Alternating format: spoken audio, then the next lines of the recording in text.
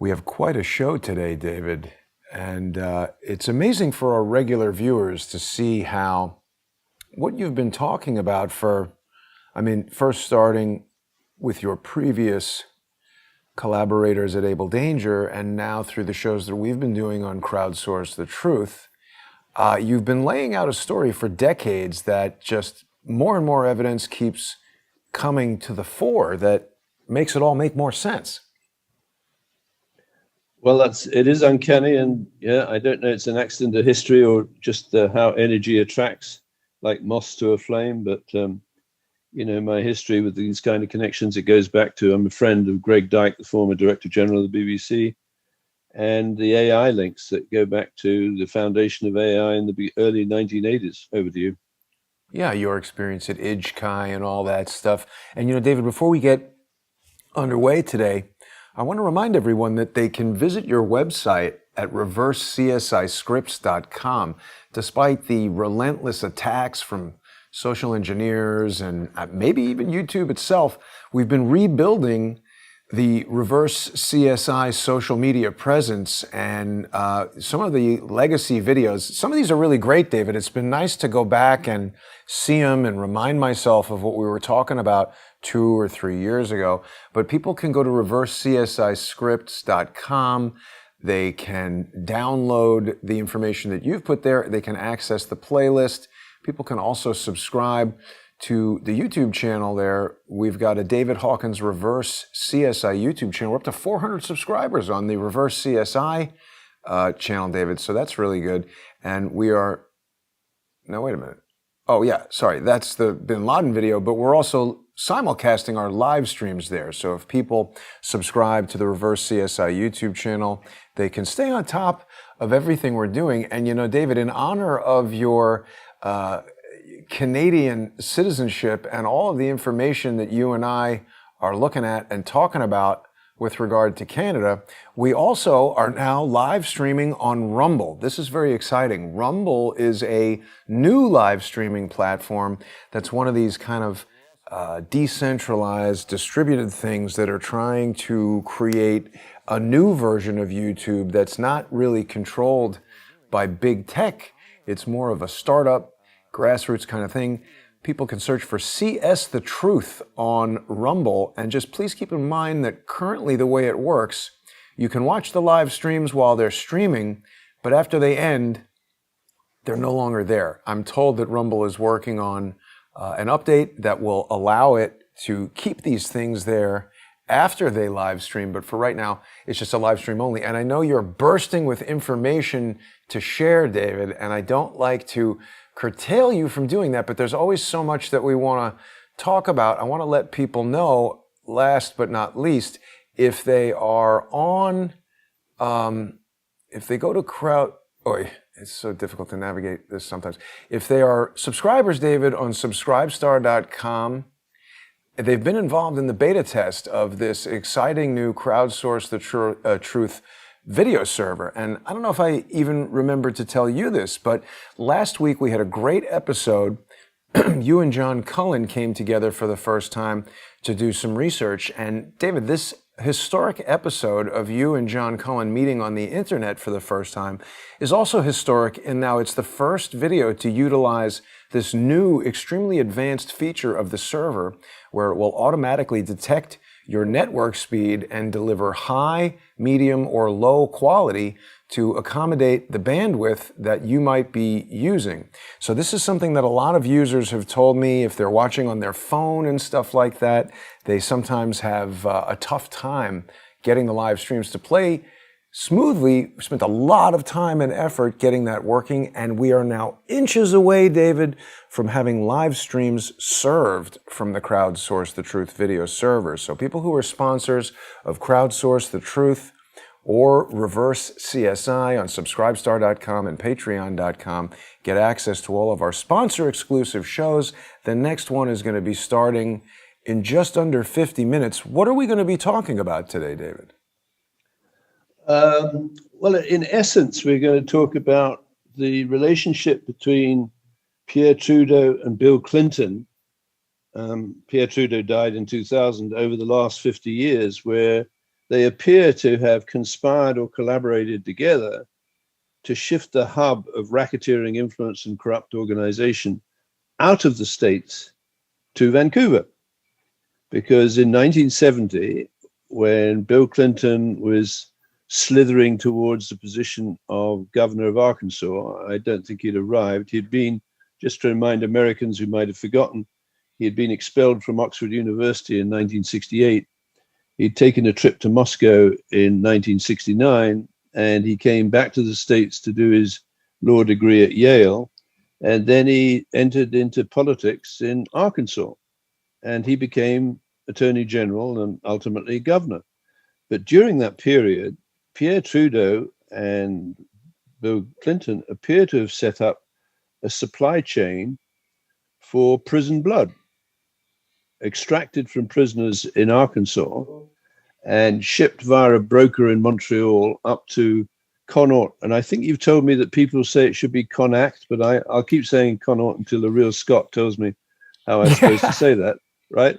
And I don't know many real Scots, and my late grandmother was a Scot, but that's by the by. So Bill Clinton and Pierre Trudeau appear to have conspired to create a production system or a supply chain to move pathogens into the global community. Now, Americans don't seem to recognize what that might imply, because that ran from the late 60s, I believe, when physicians at the Arkansas University hospitals began collecting prison blood for whatever reason. But by 1970, when the Rico Act was passed in the United States, which made things like murder for hire extremely onerous, because you could be associated with murder for hire without actually pulling the trigger, and end up with life imprisonment or the death sentence. Anyway, I digress.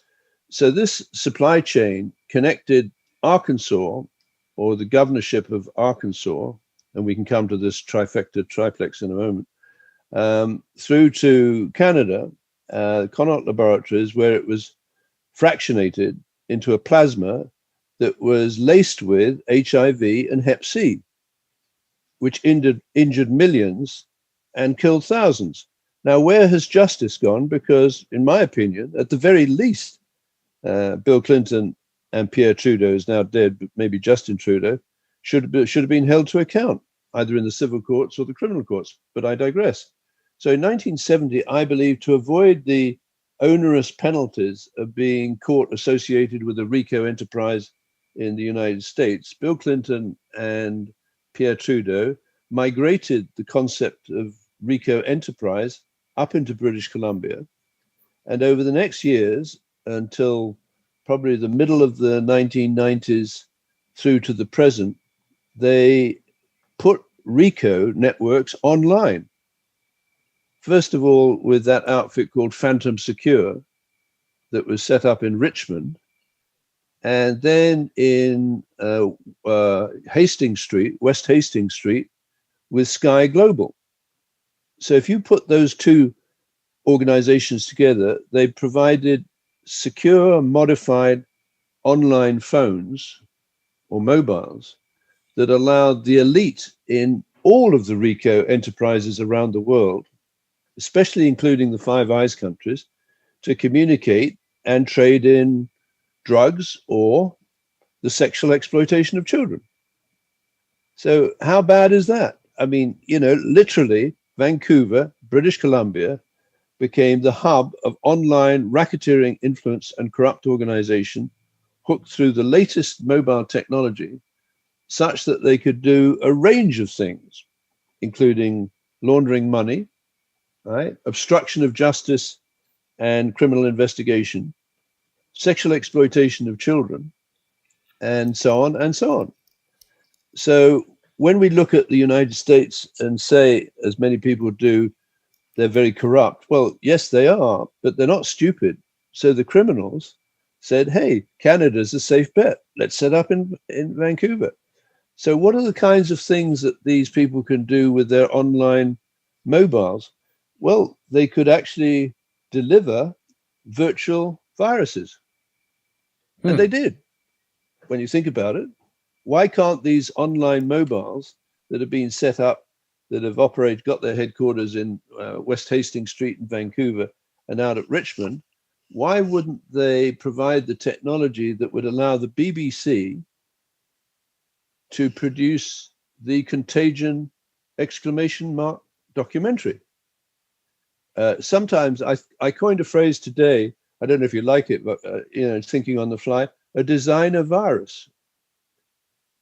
Well, actually, David, that's very relevant. There was a conversation earlier this week, or maybe last week, at the Senate between one of the only senators who's a medical doctor, Rand Paul, and Anthony Fauci, where he was asking him about designer viruses. They were talking about gain-of-function research. Well, and we've covered that. Whether people have listened, I don't know. But remember, on the 21st of December of 2017, the moratorium on gain-of-function research, on the funding of gain-of-function research, was lifted. And it would appear the exchange-traded funds of Maximus provided the finance at the Winnipeg lab, the National Microbiology Lab in Winnipeg, to develop a designer virus, right?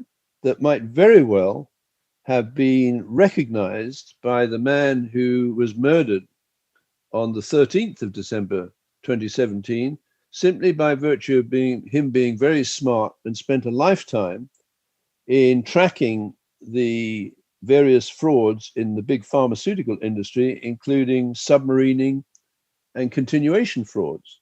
Submarining, where you would hold back on declaring that you'd got a patent or applied for it, but you'd get a priority date and you'd bounce that into the public community as soon as, let's say, Pfizer released its vaccine. And continuation frauds are where you slightly modify the terms of a patent application and try and get another 24, 25 years or whatever it is, protection from going over a patent cliff. Anyway, so there you have Dr. Hannah Fry, very lucid, intelligent mathematician, but she went around in this documentary with a designer virus that would be transmitted from one mobile to another.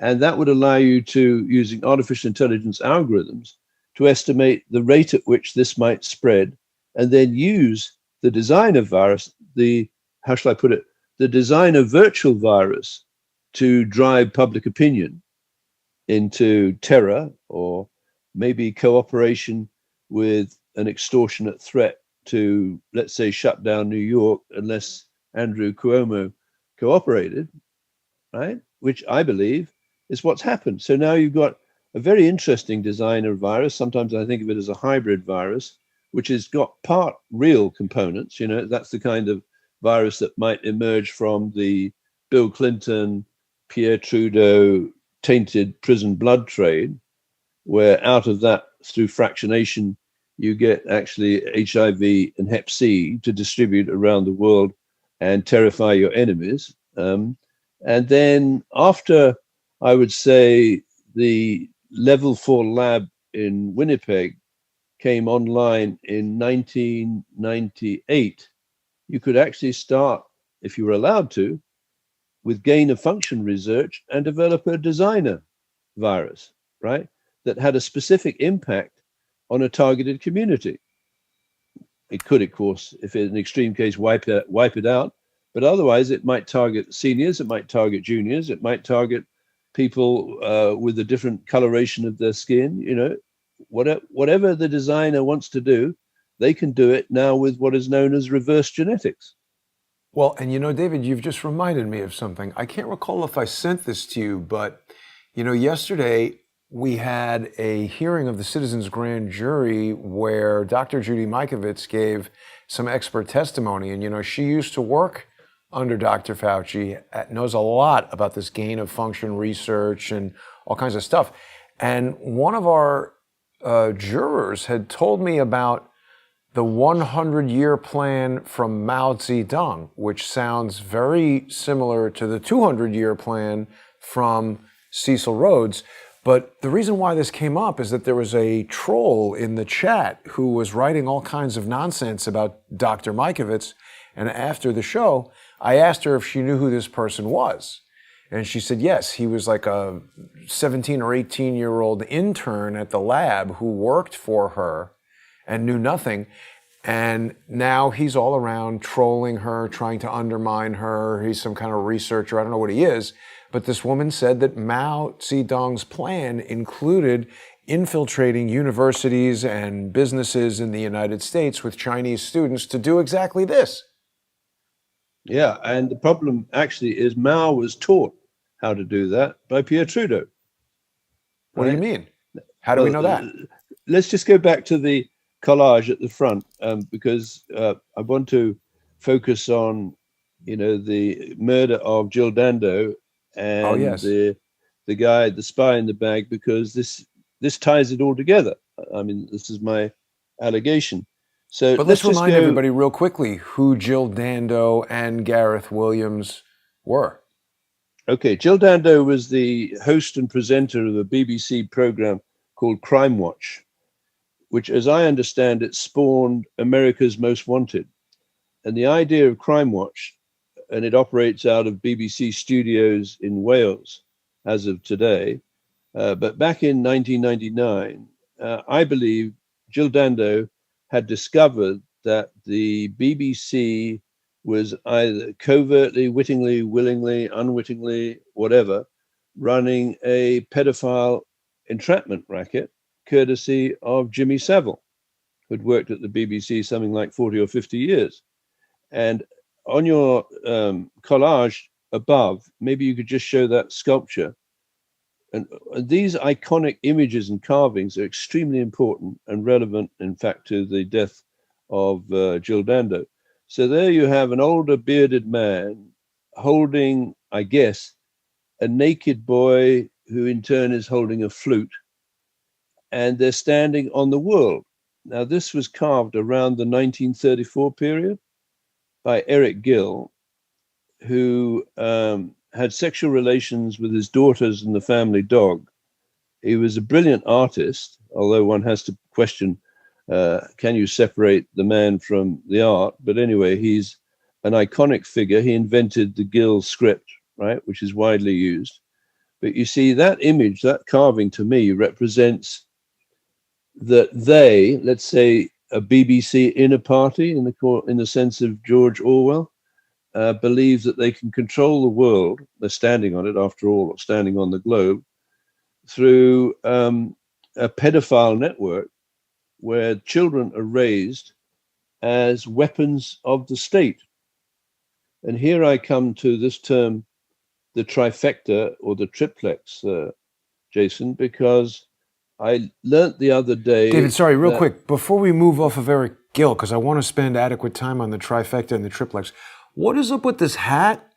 This is a self-portrait, and I did not know he was Arthur Eric Roton Gill. What do we know about this guy? I mean, this beard, this hat, is there some religious affiliation? What is going on with him?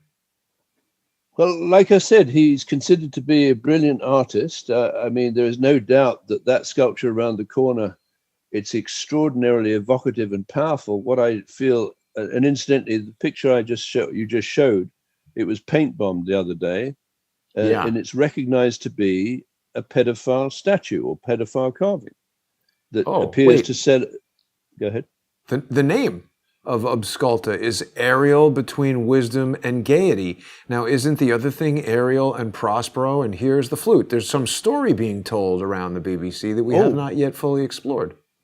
Absolutely, absolutely. But over and above all this is very, very sexual, isn't it? Now, Jill Dando appears to have identified within the BBC a group of people, maybe in George Orwell's terms, the inner party of the BBC, that are engaged in the sexual exploitation of children and the weaponizing of children and their use in entrapment and blackmail and extortion, right? And I believe that Crime Watch was actually a limited hangout operation run by the BBC, where the focus would be on relatively minor crimes, but the public would be pulled in to contribute clues or advice, so the public felt they were participating in solving the crimes, albeit the crimes were carefully selected as to which ones the public would be allowed to contribute to. Right. And I immediately think of crowdsource the truth, because where I think we've got these people incredibly upset, we're focusing on the strategic crimes that have global consequences, right? And they've tried to deflect us, and they tried to deflect you, and they tried to deflect me, but it hasn't worked so far. Anyway, I believe that Jill Dando had recognized that her show that she was presenting was being taken down a rabbit hole of relatively minor crimes, right? And she began to protest and complain and alert people within the BBC, look, we've got an operation here that has global implications. I don't know what language she would use, etc., etc. She's a very capable, very intelligent woman. But in parallel with that, of course, there was America's Most Wanted that was doing similar things, if I understand it. You're probably more familiar with America's Most Wanted than I am, right? But anyway, so what happened was, I believe she protested too much, and they decided to have her killed. And what's interesting, of course, BBC Crime Watch would presumably, some of its episodes must have been devoted to murder for hire, right? So what I'm saying is the production unit at the BBC would be very familiar on how to reconstruct a crime scene for public consumption and invite the public in to basically an investigation that would go nowhere. Well, in one of the terms of things, strategic David, implications. they killed her in April of 1999, and that was just 4 months before the raid on Starnet Communications. You got it. You got it. They're all connected. So let's look at the guy in the bag, right? So on your collage, you've got Gareth Williams, right, who was a brilliant Cambridge mathematician. And I went to Cambridge, and I think many people, particularly John Cullen, was very kind about talking my work in AI.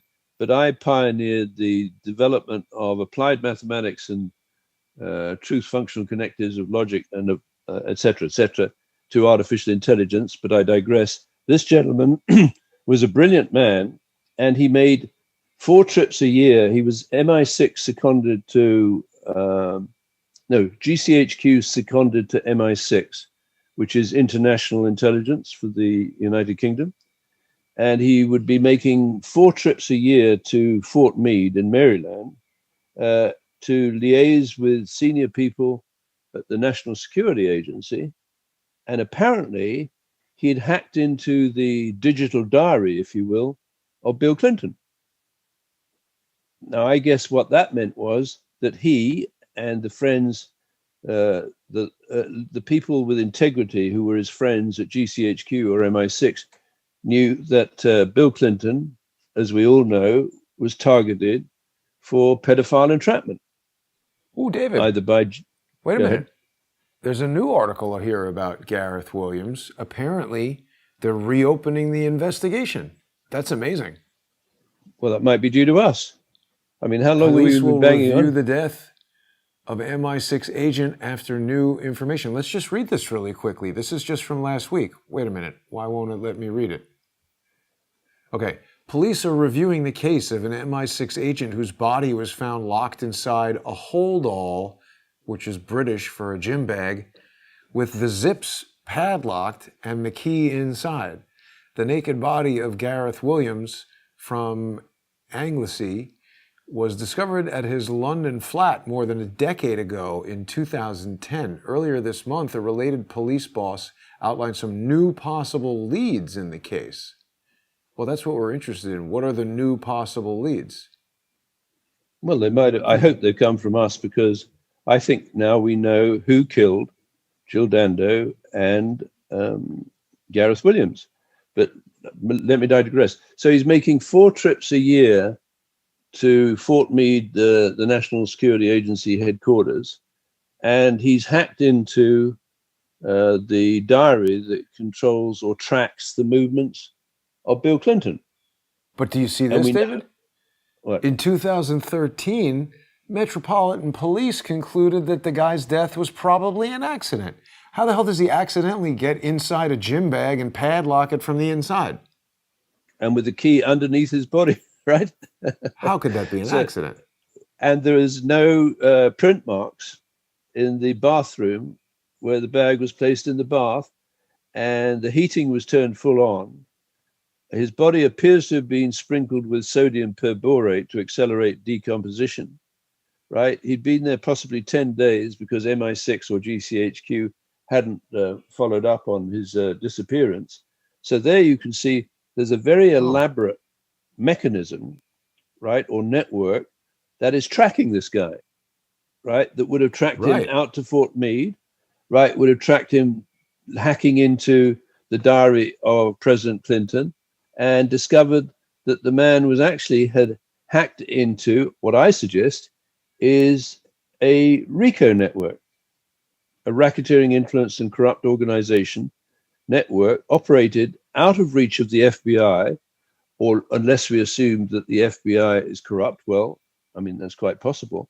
It is. Now, let's say the National Security Agency is creating false flags where the FBI can be directed in one direction on, let's say, smaller crimes associated with America's Most Wanted or Crime Watch, and away from the bigger crime, which I believe is what is known as state capture, right? And let me just clarify what I mean. No, it's not what I mean by state. State capture is the idea that a government of a state can be captured by private interests that are not in the interest of the public in that state.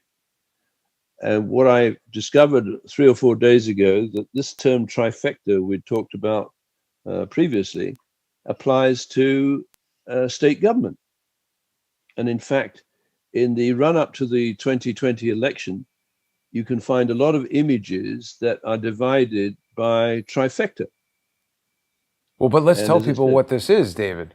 Because a state government trifecta is a term to describe single-party government when one political party holds 3 positions in a state's government, and the following are variations of the term. The trifecta itself refers to a political party holding the governorship, a majority in the state Senate, and a majority in the state House. And just bear with me for 1 second, David. I'm working on this clicking problem, and I can hear it already brewing. So just address it really quickly, and then it'll be done for this episode. But I've spoke to the and nobody is yet quite causing this, but it should be gone.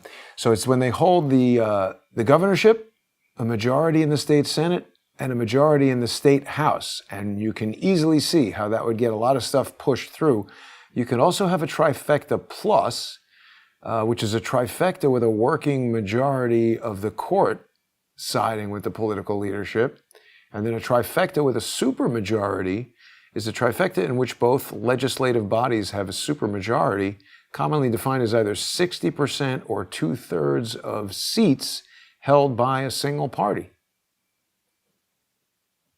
Now, and can you go to Triplex, because there's a difference that I didn't realize between Triplex. Yeah, have a look at that. So a state government triplex is a term to describe when one political party holds the following 3 positions in a state government: the governor, the attorney general, and the secretary of state. And we forgot to look on the map, and this is current, of the United States, where we can see Minnesota, California, New York, Wisconsin, Michigan, Illinois. All these key states have these trifectas and these triplexes, and New Mexico. And what I'm saying is, these are vulnerable to the kinds of crimes committed by racketeering, influence, and corrupt organization enterprises, including, and particularly including, the sexual exploitation of children and or murder for hire. So why going back particularly to including that? Well, because those are extremely influential in determining how the triplex or the trifecta will behave. If they're threatening to kill you, you're going to pay attention. If they're threatening to kill your daughter, right, or a relative, you're going to pay a great deal of attention. And if you happen to get entrapped in a sexual situation with a child, including the kinds of situations that were set up by Starnet Communications before the raid or out at the pig farm, then you would be very attentive to the idea of how much your reputation would suffer if there were images of you abusing a child, which is, I believe, how they controlled the former Attorney General of Arkansas, right, throughout his career. So now, Secretary of State, I didn't realize that most of the states in the Union have a Secretary of State. Yeah. When it turns out there's one, for example, in New York. So it's Rosanna something or other. I think I sent you to the link. I just checked her because in the context of what's going on in your life. And then in Wikipedia entry, I found out that Rosanna something or other, I forget her name, has got an Emmy. What? For what? Well, just have a look at it. Rosanna, where is she now? Rosanna, yeah, click on her. Rosado. She's an American Rosanna. newspaper editor and publisher, currently the Secretary of State of New York. I feel like she was on the news. That name sounds familiar, so she probably would have won an Emmy during the time she was on television. She began her career at El Diario La Prensa, starting as a journalist in the 1980s. She was publisher and CEO of the newspaper company in 1999. Wait a minute, look at this. She was appointed vice president of public affairs at Health and Hospitals, which is New York. That's where that stupid Dr. Colleen Smith is. New York Health and Hospitals controls Elmhurst. And I was talking to their communications department. They were basically covering things up. That's interesting. Now look at her awards. Where does it say that? Keep going down. Oh, yeah. There, awards. Yeah, she won an Emmy. And she produced. She has won an Emmy that she produced in the form of PSAs that highlighted That doesn't make sense, that sentence. But okay, she won an Emmy.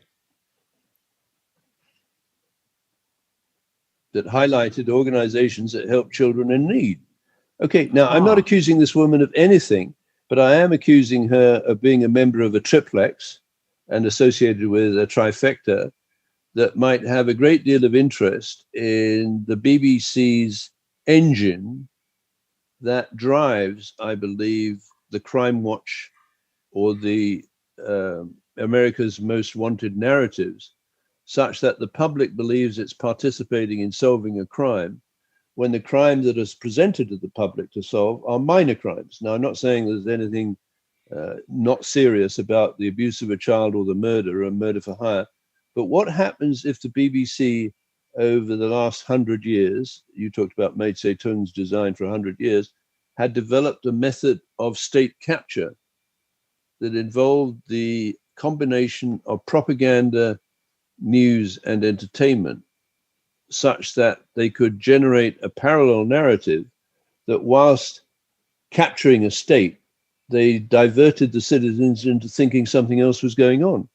Because now, coming back to the Five Eyes Signals Intelligence Network, in World War I, essentially New Zealand, Australia, and the United Kingdom, and Canada, and the United States had troops dying in the front line. But the extent to which their signals intelligence were integrated is a matter for debate, although I do believe heavy use would have been made of the Marconi wireless telegraph system and the cable telegraph system that dated back to the 19th century, the earlier part of the 19th century, as shown on my website at Reverse CSI. But coming into the Second World War, and just afterwards, the Five Eyes Intelligence Network was formed with New Zealand, Australia, and Canada, and the United Kingdom, and the United States, with the technology built around what on that FBCA, Federal Bridge Certificate Authority schematic, is shown as the Combined Communications Electronics Board. And that is the terminology that is used today. In a nutshell, what I'm saying is the BBC has facilitated the capture of the Five Eyes countries. And the Five Eyes countries are now going blind. And if you're a citizen or a member of a family in the Five Eyes countries, I don't ask anyone to be jingoistic about the Five Eyes countries, but if they've been raised and educated their children in the Five Eyes countries, presumably according to the values, including the common law values, presumption of innocence and so on, you should know, or you should wake up to the fact that you are losing access to the eyes of the Five Eyes countries because the signals intelligence network has been totally compromised by Canada, by Pierre Trudeau and Justin Trudeau and Bill and Hillary Clinton, using the technology that is now being equipped, or it has equipped, BBC studios around the world. And I believe that was the technology and the data confiscated from Starnet Communications in Vancouver on the 20th of August, 1999. All we know is, well, we know a number of things that are really interesting, particularly in terms of spoliation, that up to 150 law enforcement officers raided the place, represented the FBI, the CIA, US Customs, and the IRS, the Vancouver Police, the Port Coquitlam Police, the RCMP, and the high-tech squad from Ottawa. Full 3 floors of what they said looked like Star Wars. Everything was taken, files, information, data. Where was it taken? On which platform was it installed? All the evidence that I've done, all the research that I've done indicates it's been installed in BBC studios around the world, of which there are 29, including one in New York. And now the BBC studios are providing a, how shall I put it, a decoy crime watch service combined with perhaps an America's Most Wanted service to distract the public into thinking about little crimes. And that is what I call, or what they call, induced myopia. Do you remember where that phrase pops up, Jason? I've heard you say it before, but I'm not sure. It's the evolution of extortion in Prisoner's Dilemma Game, which is a paper written by, I believe, members of the Second Bureau, Clandestine Intelligence of the People's Liberation Army. They talk about the evolution of extortion in Prisoner's Dilemma Game. Well, aren't they saying that there is a mechanism in place to extort the public into cooperating with state capture, where the United States, the Republic, remember, who was the president who said, he was asked, what kind of government do we have? And he replied, a republic, ma'am, if we can, he said, and he said, well, we have a republic if we can keep it. Yeah. I'm saying to Americans, you're losing it. I think that's right, David. You know, there's another interesting thing. If perhaps you've lost it already, but there's still hope, yes, because you and I are here. Right. Right. Well, the other thing I wanted to point out is that the Globe and Mail, which is, I mean, this is a very big Canadian famous newspaper, right? Yes. Okay, so they now have a story from just the other day or yesterday. The infectious disease scientist at Canada's high security lab collaborated with China, they're saying. Yes, escorted by the Yeah, that one. Yeah, escorted by the RCMP, the woman and her students were taken back to Wuhan City, where she was making regular visits. And it appears either the gain of function research that produced COVID-19 was done in Winnipeg, or it is done in Wuhan City in the level 4 lab there, courtesy and aided and abetted by the Justin Trudeau agents, right? And when I look at state capture, I've changed the profile of my Twitter account to try and summarize, what it is I think I'm doing. And I believe that what we're witnessing is, through the show that you and I do, and with your other guests, we are alerting the Five Eyes families. Now, whether you like it or not, Jason, you're a member of a Five Eyes family because you're an American citizen, and America is one of the Five Eyes. So now nothing stops you from supporting the values and objectives of the Five Eyes countries. But what is vitally important, as a member of a Five Eyes family, you should understand and do, I believe, what the hell is going on. right? I'm a member of the Five Eyes. My relatives are scattered around, in Australia and the United Kingdom. And so they've all been educated or grown up in the culture, uh, dare I say it, protected by Five Eyes signals intelligence, but extremely vulnerable to, I don't know, incompetent or otherwise ethical hackers.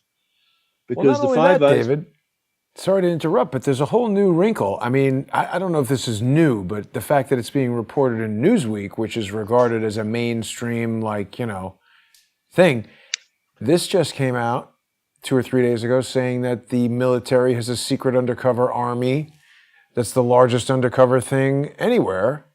And it sounds like they're doing a lot of the same stuff that's happening even right now as we're doing the show. I'm receiving stupid emails from a fat, smelly dope inside an RV. He knows who he is. He's probably smell his own feet. He looks disgusting. Even when you see his hands inserting greasy French fries or chicken wings into his mouth. This guy's pathetic. And someone very close to him told me that his biggest regret in life is abandoning his son. What kind of a horrible, worthless human being who's probably getting angry and feeling adrenaline fill his chest as I say this, as he snorts through his nose, trying to gulp air as he gets angry. Everything he does is failing. I'm still here. Crowdsource the Truth is still growing, David, and people are still sponsoring on subscribestar.com/crowdsourcethetruth. Patreon.com/crowdsourcethetruth and subscribestar.com/reverse-CSI and Patreon.com/reverse-CSI because, David, people want to see good triumph over evil like this fat, sweaty, disgusting loser in his RV, and so they sponsor the show so that we can keep going. Okay, the secret army, I think we can now identify, is run by Maximus. So if you go back to the collage at the beginning, right? And let me give you a feel. And I've often thought that one day in a court of law, I could ask people, what do you understand by a Trudeau-sponsored Rico network of Maximus extortionists? And no doubt initially their eyes will glaze over and typically they'll say, I don't know what the hell you're talking about, but let's just talk about Maximus. So Maximus was established in 1975, the same year as Vanguard, one of the exchange-traded funds that is now controlling a large swath of American corporations, together with BlackRock and State Street, but I digress. So Maximus was set up in 1975, and it is given, or it seems to extort contracts from state governments that allow it to get in between, for example, the taxpayers and the welfare benefits, and take a position to enforce, for example, child support payments, for example, in British Columbia under the Family Maintenance Enforcement Program. And it ends up really in with the power to extort concessions from Five Eyes families. And if we're talking numbers, I would say that 5% of all of the families in the Five Eyes countries are extorted directly or indirectly by Maximus and its shareholders, or its principal shareholders, which would be State Street, founded in 1792 under a charter from John Hancock, the then governor of Massachusetts, Vanguard, which was established in 1975, right, and BlackRock, which was established in 1988, right? And those three funds have between 18 heading towards $20 trillion directly under management. So when I say what to hypothetically the next person that I might have in the court of public opinion who disagrees with what we're talking about, and ask them what do they think a Trudeau-sponsored Rico network of Maximus extortions is doing, then, well, let me say that Maximus has $20 trillion of assets under management through its shareholders and probably controls directly or indirectly 5% of all of the Five Eyes families that are being extorted into the cooperating with state capture. That is to say, the Five Eyes are facing an attack by a group of financial, human, and signals intelligence networks that are resulting in them going blind. basically now the United States, Canada, citizens, the Australians, New Zealanders, and the UK, we have no defense against the designer virus, or, wait for it, the electronic correction of voting machines.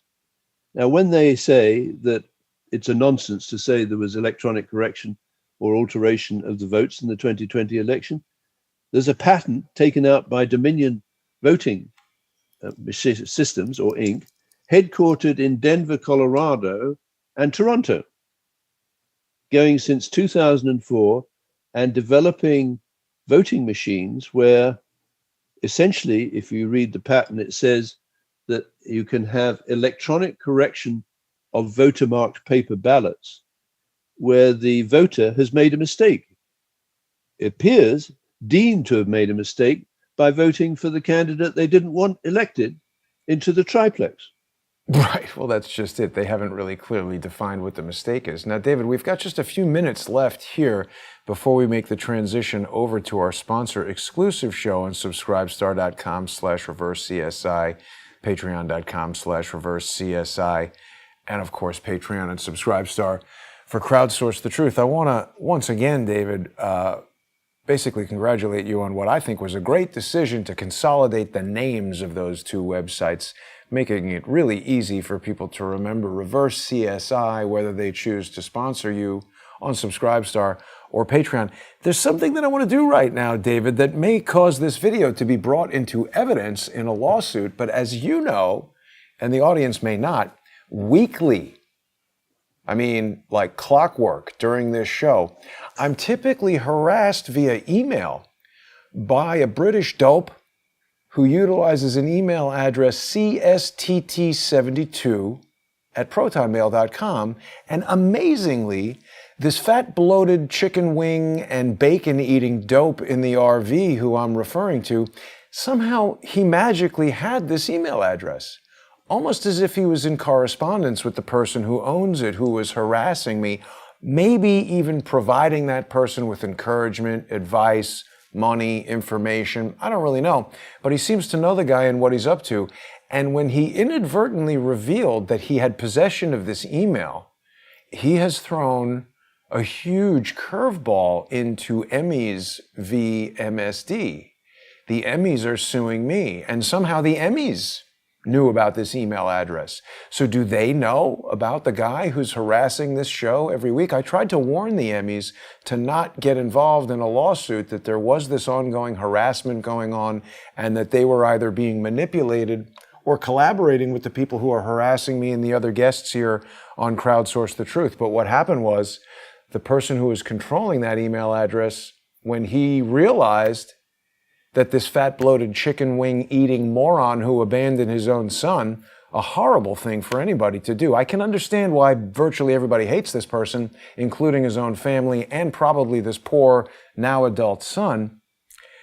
He revealed that he was in cooperation with this guy who was harassing me, and that guy sent me an email that I don't think the fat, bloated chicken eater has seen, but he told me he was dropping out. And now today, amazingly, David, during our show, I'm being harassed by the fat, bloated chicken eater, almost as if a team member is not available to show up for his regularly scheduled duty today. Yeah, well, maybe you should call Rosanna as a witness. I don't know about that. But David, we're going to wrap it up in just a moment here. People will be able to see the second part of this conversation on subscribestar.com/crowdsourcethetruth or patreon.com/crowdsourcethetruth, and on Reverse CSI for Subscribestar and Patreon. Just give us a little brief outro and help people understand how we're going to go in depth and what else we're going to be talking about. Jill Dando, Gareth Williams, the BBC, all this stuff.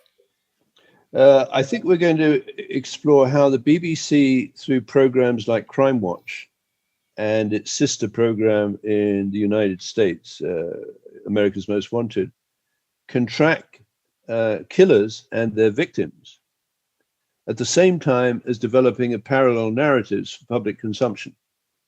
And this is part of a broad spectrum of approach for state capture, where I believe the people behind Maximus, which can deploy anything up to 5% of all families through an extortion program in the Five Eyes countries into a crime scene and out of a crime scene to get the public looking in the wrong direction.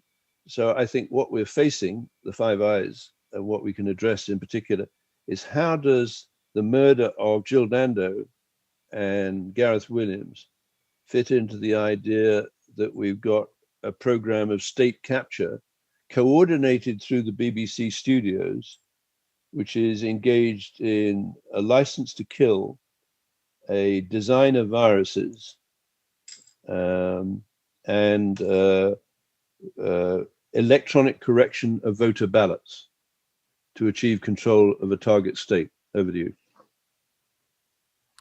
Yeah, I think people are going to be very interested to see that, David. And it's so funny, the amount of stuff that goes on behind the scenes that people don't know about. And I've just let people in on a little taste of it. But, you know, I really don't want to do anything that would upset the judge who's presiding over these lawsuits. I don't want to do anything that's going to impact the outcome. But I do want people to know about these things, David, because I think this is one of the mechanisms of control that are being exerted by either this secret army that's being described by Newsweek. Perhaps Newsweek are conspiracy theorists, because when I say that there is a secret army operating undercover online, you know, that gets dismissed, mostly by the people who are in the conspiracy to disrupt what we're doing. But we're going to have to continue looking at this, and I hope that people will join us on the sponsor-exclusive segment. We'll be there in just a few minutes, David, and I'm really looking forward to continuing this conversation. Thanks for watching, everybody. Thank you, Jason.